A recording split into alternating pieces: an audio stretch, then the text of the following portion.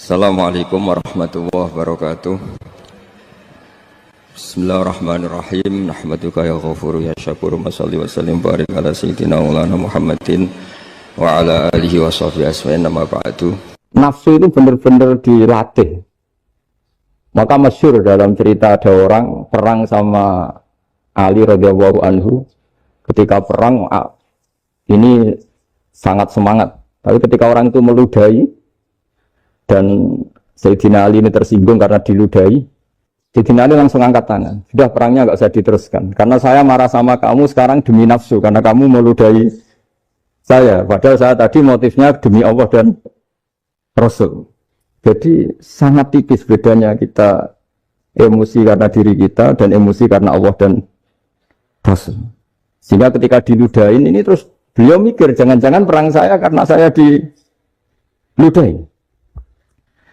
Nah, yang hilang dari peradaban modern adalah Allah itu tidak begitu hadir di hati kita. Saya sering cerita di mana-mana, teks hadis itu sebenarnya berbunyi gini, ini hadis sahih. Mangka na yu'minu billahi wal yawmil akhir fal yukrim jarohu. Ada yang fal yukrim jarohu doifahu, ada yang fal yakul khairan aw yasmut. Siapa yang iman dengan Allah dan Rasul maka harus memuliakan tetangganya, memuliakan tamunya. Dulu itu ada seorang ulama dipanggil anak muda, dibully dari sekarang. Wahai kiai, datang ke rumah saya. Datang kiai itu. Setelah sampai ke rumah orang itu, silakan kiai kembali ke rumahnya. Saya tidak butuh kiai. Kiai itu dengan riang kembali. Setelah di rumah dipanggil lagi. Pak Yai, silakan datang ke rumah saya. Datang lagi. Ya senyum-senyum kiainya santai. Wah, nggak jadi butuh Pak Yai, silakan kembali lagi. Sampai 3 kali. Oh, itu kalau rektor digitukan marah itu. Dosen marah.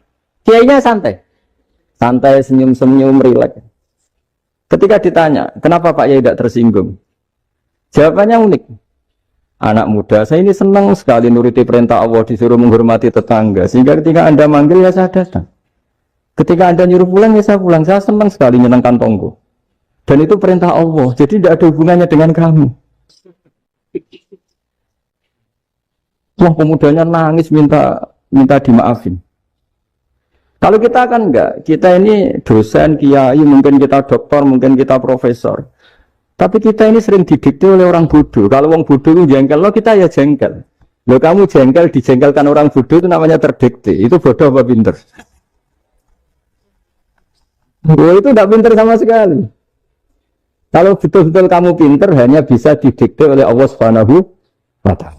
Jadi antara hukum Allah apa? Wa ahsin man asa'a ilaika. Berbuatlah baik sama orang yang berbuat buruk sama Anda. Itu dikteannya Allah. Kalau dikteannya orang-orang bodoh, kayak dimangkel ben mangkel. Terus kamu mangkel. Itu bodoh apa pinter? Nah, problem kita kekinian adalah wong pinter, wong bodoh. Itu bodoh-bodoh bisa didikte oleh sekelilingnya. Terus karuan wataknya perempuan seperti itu. Wataknya anak-anak seperti itu. Kita didikte. Anak-anak jengkelin kita mangkel, berarti kita didikte oleh orang bodoh. Makanya agama itu unik. Kadang ngendikan wa ahsin man asa'a ilaika, kadang wasil man qata'aka, sambunglah orang yang memutus kamu. Karena dengan demikian kita hanya didikte oleh Allah Subhanahu wa Ta'ala, bukan didikte oleh hukum sosial. Cara Jawane nak ngapiki tangga sing apik akeh tunggale. Berbuat baik sama yang berbuat baik pada kita itu, untuk orang fasik ya seperti itu, maling ya seperti itu, sama. Tapi kalau berbuat baik sama orang yang berbuat jelek sama kamu itu baru luar biasa. Dan memang teksnya hadis wa ahsin man asa'a ilaika. Berbuat baiklah sama orang berbuat buruk sama kamu. Jadi nggak boleh orang didikte. Makanya ngaji di sini diantaranya saya akan cerita dalam sebuah hadis sahih, dalam hadis hasan yang diriwayatkan Imam Tirmidzi, ada kalimat dari Rasulullah SAW. Dawe Nabi, la takunu imma'atan, taquluna in ahsanan nasu ahsanna, wa in zolamu zolamna. Walakin watti'u anfusakum in ahsanan nasu antuhsinu, wa in asa'u Allah tazlimu. Kamu jangan jadi orang yang mudah diombang-ambingkan oleh orang sekeliling kamu. Yaitu kamu mengatakan, jika orang baik ke saya akan baik, jika orang buruk ke saya juga akan membalas buruk. Itu namanya Anda didikte. Tapi berkomitmenlah kamu akan berbuat baik meskipun orang lain berbuat buruk. Nah sekarang logika sosialnya begini. Kalau di Indonesia itu ada 1000 kiai, ada 1000 profesor yang ingin membenahi Indonesia. Rata-rata orang awam itu semau gue. Terus mereka mendikte kita. Perilakunya nggak simpatik, perilakunya jengkelin. Terus 1000 profesor ini ikut jengkel. Itu kira-kira jadi solusi apa goblok bareng? Sama 1000 kiai ini ikut jengkel. Ini jadi solusi apa goblok bareng? Goblok bareng. Nah problem sekarang kita ini biasa didikte orang bodoh. Nah makanya ciri khas orang muslim itu kata Nabi mangkana yu'minu billahi wal yaumil akhir. Jadi baik tetangga karena perintahnya Allah dan Rasul. Pentingnya apa? Bedanya karena berbuat baik ini perintahnya Allah, mbok tonggo apik lah kita tetap apik karena perintahnya Allah dan Rasul. Begitu juga dengan hubungan dengan istri, dengan anak. Mbok bojomu lagi cerewet lah ya tetap apik. Karena dengan cara itu kita hanya tunduk kepada Allah dan Rasul. Tapi kalau kamu istri saya kalau baik ya saya baik, kalau enggak ya enggak. Berarti Anda didikte oleh perilakunya dia. Itu latihan, ya kalau dalam bahasa pondok, latihan jadi wali itu yang paling berat. Nabi itu kalau sama orang munafik itu sabarnya Masya Allah. Padahal Nabi berso kalau orang itu orang munafik. Karena dengan cara seperti itu, bahwa kebaikan Nabi pada seseorang itu atas perintahnya Allah dan Rasul, bukan atas nama servis. Kalau Nabi hanya baik kepada Abu Bakar, itu mungkin orang bilang, sadu nih Abu Bakar baik sama Nabi. Tapi kalau Nabi baik sama orang munafik, Abdullah bin Ubay bin Salul, itu kalau nggak perintahnya Allah dan Rasul itu nggak bisa. Nah, ini cobalah berlatih seperti itu sehingga kita tidak mudah didikte. Ya saya ulang lagi nggak mudah apa? Didikte. Ini ngaji, ngaji itu harus objektif. Objektif itu jujur. Jadi bisa saja korbannya ayah saya, bisa rektornya, bisa semuanya. Tapi korban dengan makna yang bagus. Karena di antara saran Al-Quran Allah ngendikan kalau belajar atau mencari nasihat atau mencari kebaikan apa saja itu diistilahkan walau ala anfusikum awil walidaini wal aqrabin, meskipun ketentuan itu merugikan kamu.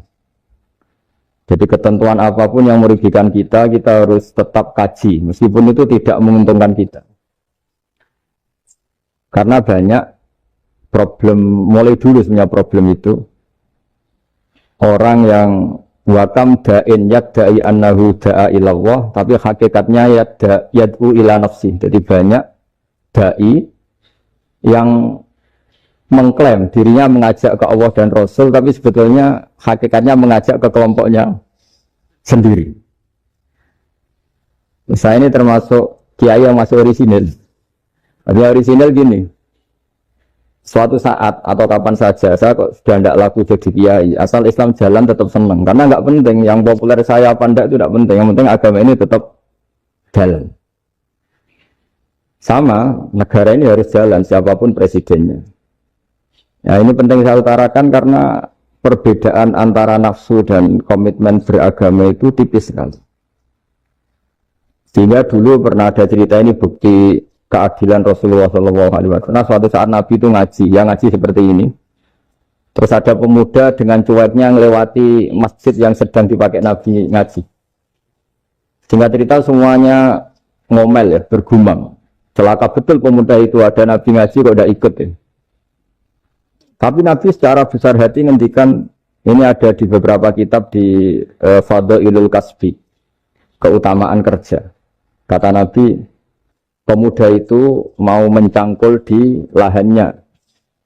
Jika dia mencari nafkah untuk keluarganya, untuk kebaikannya, maka itu bagian dari ajaranku. Jadi Nabi berbesar hati bahwa kerja seperti itu bagian dari ajarannya. Jadi tidak harus datang ke majelis ngaji. Dan bisa saja yang sedang hadir itu ya, orang yang dari istrinya minta belanja, dari ngaji terus general dituntut belanja kan gitu. Mungkin anak-anak UMM yang kesini daripada tengok-tengok yang Malang bosan jalan-jalan ke rumah gitu. Nah, jadi nggak mesti benar juga niatnya gitu. Nah kemudian yang perlu dicatat, kenapa kita menjadi enjoy dengan Islam? Islam itu adalah agama yang tidak didikte oleh materi. Jadi kalau Anda ingin makan enak, mungkin kalau pikiran kebanyakan orang, anak-anak muda yang milenial, yang gaul, ingin makan enak ya makan yang disukai. Misalnya sate atau bakso Malang atau apa. Kalau orang-orang yang jadi wali nggak gitu cara berpikir. Ini yang masih orisinil. Ditanya, ini dunia baru kesulitan makanan, baru resesi. Cara makan enak gimana? Jawabannya lucu. Ya gampang, idamuhu alju. Idam itu lauk. Kalau kamu ingin makan lauknya paling enak apa? Alju. Kamu harus lapar banget. Sampai kalau puasa itu melihat tempe itu wah, luar biasa. Tapi kalau kamu nggak puasa, air putih itu nggak menantang. Tapi kalau puasa, tempe air putih itu menarik dan Anda tetap lahap. Apa? Karena lauk terbaik adalah alju, yaitu lapar. Nah tapi kita ini enggak, kita ini kayak orang bodoh. Kayak orang bodoh tadi, profesornya makan nyaman ya kalau sesuai selera. Nah itu kan sama dengan anak-anak ABG. Anak ABG itu makan lahap ya kalau yang disukai. Lalu bedanya apa ABG sama profesor? Kalau cara berpikir masih sama kan itu. Kiainya juga gitu. Kiai makan enak kalau yang disukai, kalau enggak ada. Lalu bedanya apa kiai sama orang awam? Orang awam juga gitu, makan lahap ya kalau yang disukai. Nah ternyata perilaku kita ini yang pintar sama yang bodoh sama mas. Kalau kamu ingin berkasta lebih baik, itu cara makan enak itu apa? Idamuhu al-jur. Lauk terbaik adalah karena kita sangat lapar. Makanya masyhur dalam cerita-cerita tarikh sirah nabawiyah. Nabi diberi hadiah, beberapa hadiah. Di antaranya ada yang diterima, ada yang enggak. Termasuk yang dikembalikan itu dokter. Ada seorang raja memberi hadiah Nabi dokter Tobit.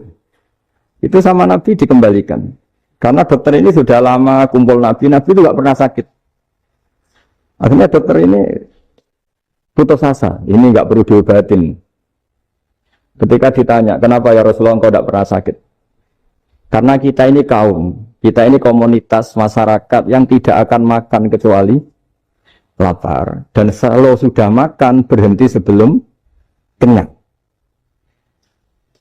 Jadi sederhana sekali pengobatan zaman Nabi. Sebagian besar penyakit itu pasti disebabkan kita ceroboh dalam hal makan. Sudah ngerti kalau durian masalah, kalau makan durian itu enggak kehitung gitu. Apalagi kalau gratisan itu tambah banyak. Gitu. Pola tidur juga gitu, kata Nabi. Dan kita tidak tidur kalau tidak sangat ngantuk. Nah, itu namanya orang-orang soleh yang sudah ada didikte materi. Kalau didikte materi kan bisa tidur nyenyak kalau kasurnya enak, AC gini-gini. Dunia enggak, tidur enak itu ya kalau sangat ngantuk. Mbok di gudang, mbok di bis, kalau sangat ngantuk ya semuanya ya enak. Sama, mbok lapar, mbok hanya tempe, tapi kalau sangat lapar itu ya enak. Nah ini ilmu yang mulai hilang, ilmu-ilmu yang mulai hilang. Nah ini pentingnya ngaji ya. Jadi akhirnya ulama-ulama Indonesia itu dipakai rujukan. Jadi mulai Mbah Hasyim, Mbah Ahmad Dahlan sampai era buyut-buyut itu masih orang alim. Lama-lama yang di Indonesia ini orang-orang yang bodoh. Sehingga orang Jawa kalau ke sana dibully, ya Jawa tak puluh kaya. Orang Jawa itu penggaweannya itu makan ular. Karena belut itu kalau di kamus itu persis ular. Dulu itu kan kamus tidak full color. Gara-gara gak full color, gambar belut sama ular itu sama. Belut itu belut sama ular kalau nggak full color gambarnya sama apa enggak? Sama. Terus orang Jawa itu kan masih banyak yang makan bajing tupai. Bajing kalau digambar tidak full color sama dengan tikus. Gambar yang tidak warna hitam putih. Sehingga kita ini dibully pemakan tikus dan pemakan ular. Karena belut itu persis ular kalau digambar yang tidak full. Sampai datang Syekhona Khalil, datang ulama ngarang kitab ya judulnya Al-Belut karena enggak terima bangsanya dinyek makan apa? Ular. Karang wal belut hayawanun bakhriyun terus ya isu fi kadza wa kadza itu beda dengan al-hayyah itu diterangkan mulai bisa nerima. Terus sistem hotel juga gitu. Sama tanyakan dalam sejarah dulu orang Sedayu ada namanya Syekh Mukhtar. Syekh Mukhtar bukan bikin rumah besar yang siapapun orang Indonesia haji itu nempat di sana. Nah ini yang menginspirasi akhirnya ada hotel. Dulu Syekh Mukhtar hanya menyediakan untuk hujat-hujat Indonesia. Lama-lama jadi hotel. Cara ibadah juga gitu. Kita ini kan, saya ini punya bapak kiai, mbah kiai, punya guru yang sangat alim, ya seorang kiai Memun. Itu dulu kita pengkaji ilmu, itu tidak pernah tahu bedanya NU dan Muhammadiyah. Karena dulu Mbah Darwis itu, Kiai Dahlan itu, dulu ngajinya bersama Mbah Hasim ketika di Indonesia yang ngaji Mbah Soleh Darat. Mbah Soleh Darat itu dulu ngajinya sama buyut saya ke-6, namanya Mbah Soleh Asnawi, di Kudus. Mbah Soleh Darat itu dulu alim-alimnya orang Jawa ya Mbah Soleh Darat, Soleh bin Umar. Tempatnya di Semarang, tapi beliau itu sebenarnya orang Jepara yang dekat Kudus. Setelah di Mekah, Mbah Hasim ini mondoknya, mulazimnya ke Syekh Mahfud Termas. Tapi sesekali ke Syekh Khotib Minangkabau. Nah yang Mbah Ahmad Dahlan lebih sering ke Syekh Khotib Minangkabau, sesekali ke Mbah Mahfud. Singkat cerita, karena Syekh Khotib Minangkabau sudah modern, terlibat organisasi dunia. Pas itu beliau pengagum Muhammad Abduh, pengagum Rasid Ridho, sehingga bawaannya Mbah Dahlan itu lebih pergerakan karena beliau lebih mengidolakan Syekh Khotib. Nah Syekh Khotib sendiri sebenarnya orang Minangkabau. Jadi beliau namanya Muhammad saja sebetulnya. Jadi menantunya orang Arab. Nah, itu dicibir mertuanya ini karena punya mantu orang Jawa, orang ndak Arab. Singkat cerita terus di mertuanya bilang gini, kamu jangan pernah bilang kalau orang Arab itu mansa kanal Arab, orang yang bertempat di Arab. Walakin mantakallama bi Arabiyyin fasihin, tapi orang bisa ngomong Arab secara fasih. Singkat cerita, kalau kamu tidak percaya, nanti suatu saat menantu saya kalau Jumatan, tidak usah kamu kasih tahu, langsung suruh jadi khotib. Tidak usah kamu kasih tahu, caranya tidak usah kamu kasih tahu. Kalau sekarang kan enggak. Kalau dosen mau jadi khotib kan mengumpulkan materi dulu. Lucunya di antara materinya itu dari TV. Makanya jadi ribet kan khutbah sekarang. Kalau musim corona ya akan ngomong corona, musim apa yang ngomong apa. Jadi lagi-lagi didikte oleh media. Sebenarnya kalau ngomong kan sesuai kebutuhan umat, ini obatnya apa. Tapi enggak sesuai trending topik, itu kan kayak anak-anak gaul. Ini dokter kok gitu kan aneh. Singkat cerita si khotib ini enggak dikasih tahu, Syekh Muhammad tadi enggak dikasih tahu, langsung disuruh khutbah. Fatakallama bikalamin fasihin. Dia ngomong fasih sekali. Bahkan ngalah-ngalahi fasihnya orang Arab asli. Semenjak itu beliau dapat gelar Al-Khotib, orang yang cakap berpidato berkhutbah. Ya terus dia Syekh Khotib Al-Minangkabau. Jadi orang Indonesia itu luar biasa. Dulu yang namanya orang Indonesia di Arab Saudi itu dihormati sekali. Karena yang ke sana itu pasti ulama. Sudah alim di Indonesia ke sana, termasuk Mbah Ahmad Dahlan. Mbah Hasim dulu karena sama-sama muridnya Mbah Soleh Darat. Lama-lama yang ke sana itu TKI TKW itu ya mulai agak dibully. Dulu Syekh Nawawi di antara ijtihad yang dihormati itu beliau mengkritik nyuwun sewu orang yang kan orang biasanya normalnya kan muji orang mati syahid. Hebat orang mati syahid itu hebat gini. Oke, kita sepakat orang mati syahid itu hebat. Tapi kata Imam Nawawi dengan syarat niatnya itu li'ila'i kalimatillah dan itu bawaan takdir. Seorang lagi itu bawaan takdir, harus mati di medan perang. Tapi tidak boleh seseorang ini niat perang tapi niatnya supaya syahid. Karena kalau begitu berarti dia berniat supaya menjadi maktulal kafir, orang yang dibunuh orang kafir. Kedua, dengan dia mati berarti pasukan Islam berkurang. Berarti dia ingin pasukan berkurang, hanya ambisinya dia ingin langsung ke surga. Misalnya pasukan orang Islam itu 10, orang kafir 10. Kalau kamu ingin syahid berarti mati 1 kan, tinggal 9 kan. Nah kalau yang seperti itu 10 kan mati semua. Gara-gara ingin syahid, akhirnya perangi rapati tenanan, benang mati, benang lebu. Kata Syekh Nawawi, ya enggak. Kalau kamu perang sama orang kafir, ya niat menang. Dengan niat menang ini, kamu ingin li'ila'i kalimatillah. Tapi kalau kamu ingin syahid, berarti kamu menuruti keinginan nafsu kamu yang cepat masuk surga. Itu orang Arab kagumnya bukan main. Karena di mana-mana orang itu dinilai dari niatnya. Paham ini ya?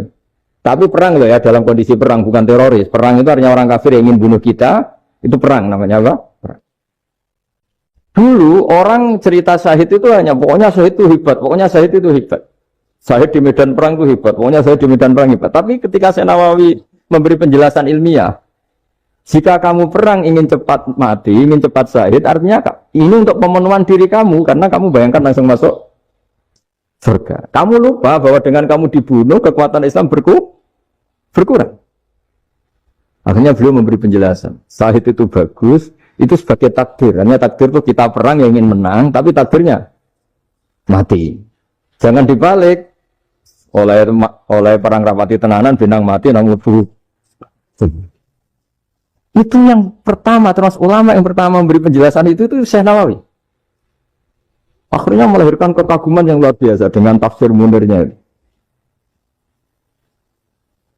Terus beliau itu orang yang rileks kalau menjelaskan ilmu. Beliau juga guru-gurunya Mbah Hasyim, Mbah Guru sama Mbah Hasyim, sama Mbah Ahmad Dahlan Syekh Nawawi. Jadi dulu yang alim di Arab itu ada Syekh Nawawi, ada Syekh Khotob Minangkabau, ada Syekh Bakir Jogja, ada Syekh Mahfud Termas. Itu orang Indonesia banyak sekali yang alim. Bahkan diantaranya yang dikagumi Al-Azhar itu juga orang Indonesia, nama Syekh Abdul Manan, itu mbahnya Syekh Mahfud Termas. Itu pertama ada duta besar Indonesia di Mesir, itu termasuk barokahnya Mbak Abdul Manan tadi, itu juga orang Indonesia. Jadi pemahaman ulama Indonesia itu khas, termasuk ketika memaknai apa? Syahid. Ketika memaknai apa? Syahid. Itu unik. Ketika Syekh Nawawi diuji dulu itu yang namanya ulama diuji dulu oleh 100 ulama. Jadi dulu ada kompetisi. Imam Bukhari diakui jadi ahli hadis itu diuji oleh mi'atu muhaddisin, 100 orang ahli hadis. Sanad dibolak-balik, matanya dibolak-balik, tapi beliau tetap bisa mengembalikan proporsi sanad itu. Syekh Nawawi pernah diuji gini. Ayul afdol al ulama awis salatin. Keren mana ulama sama raja atau sama orang-orang kaya, sama penguasa? Ya keren ulama. Dibully sama orang.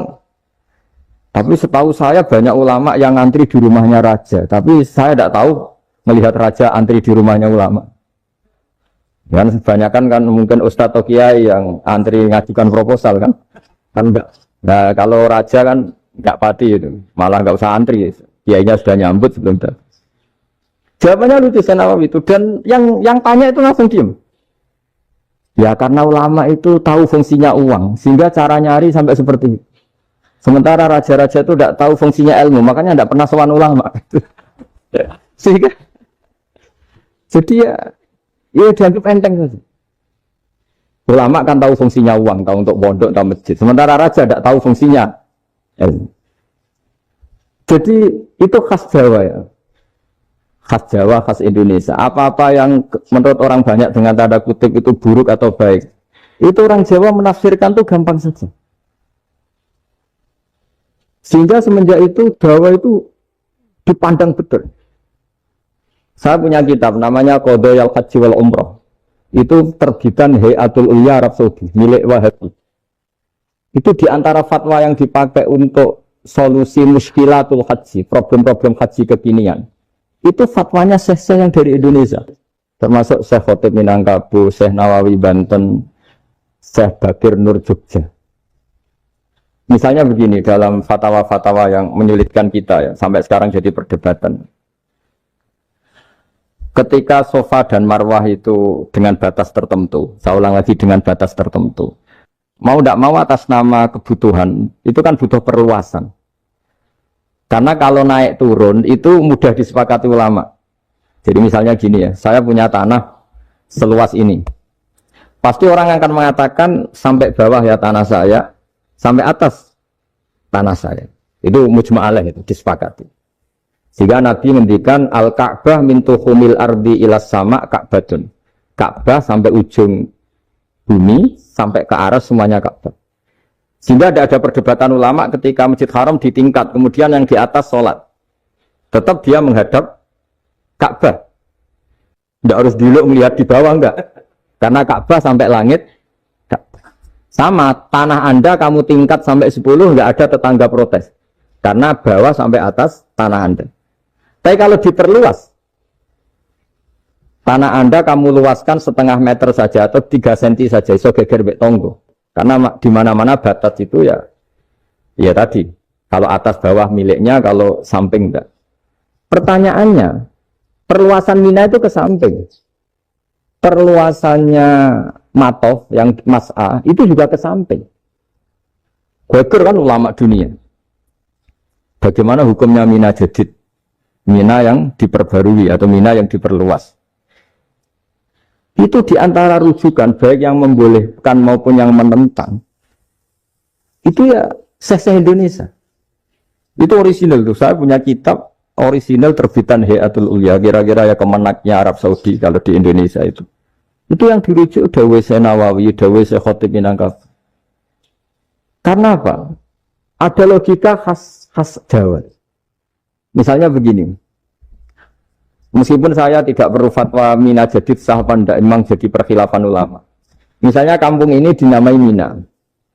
Pertanyaannya gini, tanah yang di samping ini bisa milik Anda apa enggak? Ya bisa kalau dibeli atau dihibahkan. Berarti tanah di samping Anda menjadi milik Anda karena ada proses pengambil alian lewat beli maupun hibah.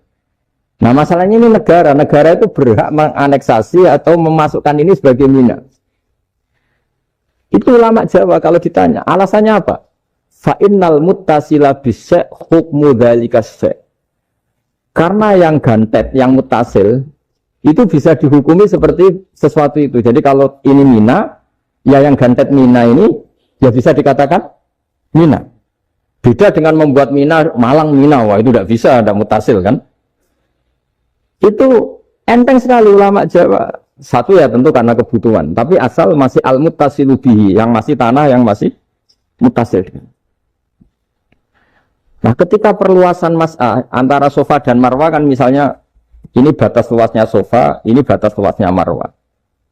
Lalu atas nama kebutuhan, sofa marwah itu sampai sini. Sampai agak meluas ke sini. Itu geger Arab Saudi. Wah, ini gimana? Padahal tawaf itu harus antara Gunung Sofa dan Gunung Marwah.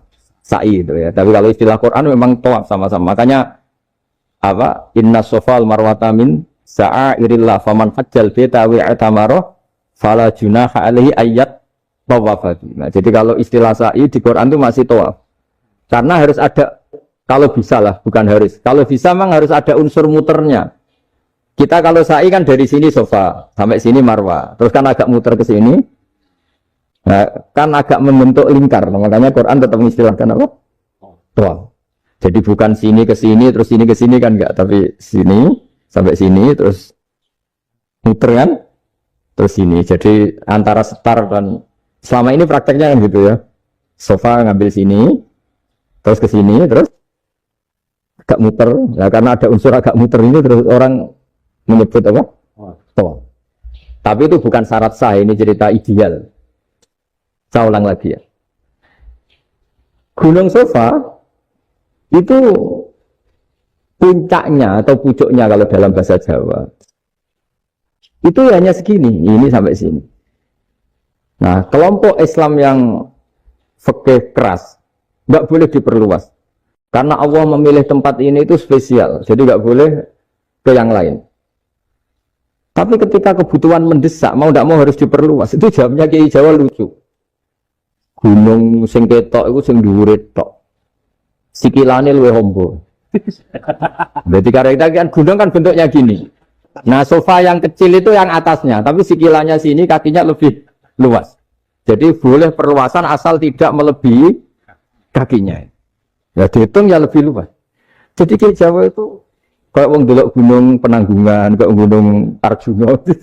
Di mana-mana puncak gunung itu lebih kecil timbang kakinya. Artinya diperluas ini bukan berarti tidak di sofa dan tidak di itu khas Kiai Jawa. Jadi jangan kira orang Jawa itu udah hebat sekali. Termasuk perkembangan hotel di Arab Saudi.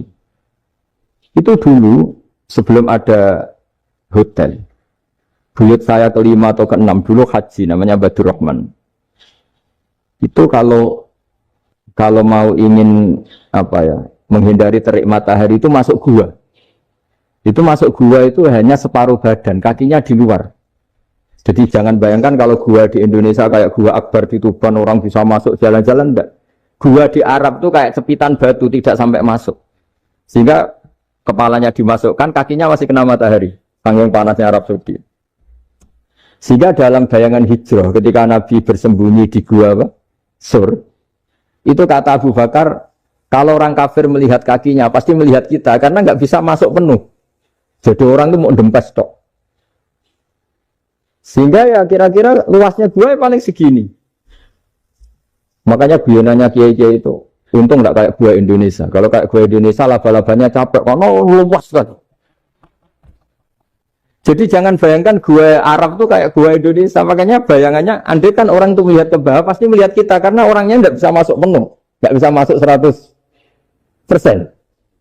Ya kayak cepitan batu lah mirip. Itu kan mirip Gunung Uhud. Gunung Uhud kata Rasulullah, nanti kalau kamu perang itu di atas, menang atau kalah di atas. Musuh biar di bawah. Dengan di atas kamu bisa mana? Jangan bayangkan kayak Gunung Merapi, kayak Gunung Penanggungan. Nah, kalau Gunung Penanggungan mana ke bawah yang layang kan? Jadi gunung di Arab itu kayak bukit. Ya sampean pernah kan ke Uhud itu ya sama ini aja tinggi ini kan? Nah ini yang ada, mulai ada mis. Makanya nerjemah itu susah di Indonesia. Karena jabal itu udah harus tinggi. Kalau tinggi nggak bisa mana dari atas ke bawah kan nggak ngefek kan? Sampean kalau ke Uhud gunungnya pendek sekali sehingga yang mana dari atas ke bawah ya kalau kena musuh ya celaka karena memang dekat. Nah kalau gunung Indonesia mana dari atas ke bawah yang layang nggak ngefek. Nah itu susahnya nerjemah bahasa Arab ke kita. Jadi apa ya? Transkrip itu nggak gampang karena ada pengertian yang beda. Kita kalau bilang gunung itu tinggi sekali. Sampai banyak mahasiswa tersesat ya saking tingginya. Kalau orang naik Uhud nggak akan tersesat, wong ketok dari bawah itu. Nggak mau saya mau cerita. Kata Mbah Mun sering cerita. Kenapa wa ma arsalnaka ila rahmatal lil alamin, kata Mbah Mun, Allah itu pasti bikin ulama yang tidak produk Arab itu pasti ada. Kalau orang Arab jadi ulama wajar, bahasanya Arab, domisilinya di Arab. Tapi Allah akan selalu bikin ulama yang tidak bangsa Arab. Imam Ghazali itu Tus itu Persia. Imam Bukhari itu kira-kira kalau sekarang ikut Uzbek. Ya, Imam Bukhari itu kalau negara sekarang ikut mana? Uzbek. Kenapa demikian kata Mbah Mun? Karena Allah sudah ngendikan wa ma arsalnaka illa kafatan linnas. Manusia semua ini kena khitabnya Islam. Kalau tidak ada ulama yang dari berbagai negara, kesannya Islam itu hanya milik orang Arab Saudi. Makanya Allah selalu bikin ulama-ulama yang bahkan tidak Arab. Termasuk Imamul Muhaddisin, yaitu Imam Bukhari, itu orang Uzbek. Orang Rusia lah kalau sekarang ikut Uni Soviet dulu. Imam Ghazali itu orang Persia. Syekh Nawawi itu orang Banten. Karena Allah ingin memaklumatkan bahwa Islam ini untuk semua. Sehingga orang yang tidak Arab pun bisa belajar Islam. Yang alimnya itu nggak kalah sama orang apa? Arab. Makanya ini PR ya. Kalau Gus Dah Ploso nanti ngendikan suatu saat orang belajar Islam itu bahkan orang Arab pun bisa belajar ke Indonesia. Kalau orang Indonesia bisa alim betul kayak dulu. Sekarang banyak liga antar ulama. Itu orang Indonesia pasti masuk. Ulama-ulama top dunia itu pasti orang Indonesia banyak yang masuk. Karena tadi ketika orang Indonesia baca kitab, itu orang Arab itu kagum, kok bisa ada bahasanya baca secara benar. Bukan sekedar bisa baca secara benar. Karena memang dilatih sedemikian rupa di pondok-pondok. Makanya kita semua lah, yang alim di Indonesia itu kemana-mana ya pasti alim. Dulu putra Mbah Mun namanya Gus Zofur itu tahun pertama ya sudah the best di tahun pertama. Kalau tahun pertama the best-nya ilmunya bawaan dari sarang, dari keluarganya. Gus Najib mondok di Said Muhammad tahun pertama sudah dipuji sebagai yang teralim karena ya sanggup. Kalau dipujinya tahun ketiga, tahun keempat kan mungkin dapat dari sana. Ini tahun pertama. Seolah lagi tahun. Karena pengajaran di Indonesia itu luar biasa di pondok-pondok. Makanya kalau dalam anekdot pondok itu cerita-cerita lucu itu. Ada orang Jakarta ngaji, setelah di kelas itu pelengahan terus. Melihat jendela, lihat pintu terus. Lama-lama gurunya marah. Kamu diajarin kok enggak punya sopan. Melihat pintu terus enggak memperhatikan guru. Ya. Anak Betawinya jamnya lucu. Habis Pak Guru bohong. Kenapa ya?